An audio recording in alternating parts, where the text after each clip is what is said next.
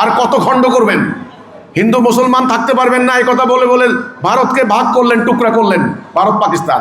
এবার আমরা আবার পাকিস্তান থাকতে পারলাম না, ইস্ট ওয়েস্ট দুটো টুকরা করলাম, আর কত টুকরা করবেন? এবার হিন্দুরা বলছেন আমাদের নিরাপত্তার জন্য আমাদেরকে আলাদা করে একটা প্রদেশ দিয়ে দাও। তাহলে হিজবুত তাওহীদ বলবে আমরা যেভাবে আক্রান্ত হচ্ছে মোল্লাদের দ্বারা, তাহলে আমাদেরকে আলাদা একটা রাজ্য দিয়ে দাও। এটা কি ন্যায়সঙ্গত হতে পারে? ইসলামের আগমন হয়েছে কি জন্য? ঐক্যবদ্ধ করার জন্য।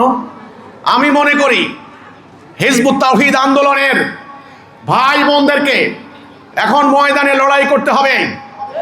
মুক্তিগামী জনগণ, দেশপ্রেমিক জনগণ, হিন্দু, বৌদ্ধ, খ্রিস্টান, মুসলমান সবাইকে বলতে হবে এই মাটি সকলের, এই দেশ সকলের, এখানের অধিকার সবার রয়েছে।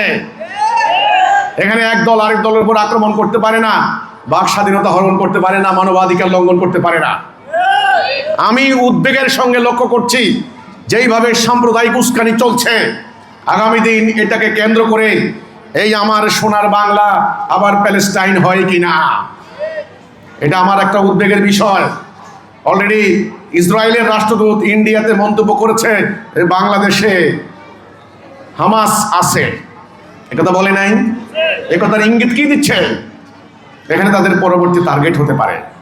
সেজন্য ভাইরা আমার, হিজবুত তাওহীদ আন্দোলনের ভাই বোনদেরকে ইসলামের সঠিক মেসেজ, আসল বার্তা নিয়ে আপনারা মাঠে থাকবেন। আপনারা এই কথা বলতে হবে ওরা যে উগ্রবাদী আস্ফালন করছে এটা ইসলামের আসল শিক্ষা নয়, এটা আল্লাহ রাসূলের প্রকৃত ইসলাম নয়।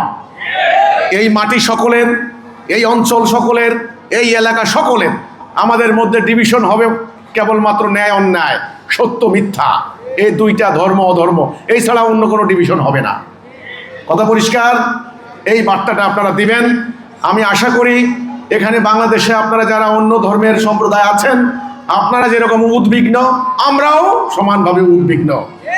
এই উগ্রবাদীদের তাণ্ডবের মুখে, এই উগ্রবাদ মোকাবেলায়, ধর্মের নামে উগ্রবাদ মোকাবেলায় এখন থেকে প্রত্যেকটা দেশপ্রেমিক ইমানদার জনগণকে ইস্পাতের মতো ঐক্যবদ্ধ আন্দোলন গড়ে তুলতে হবে।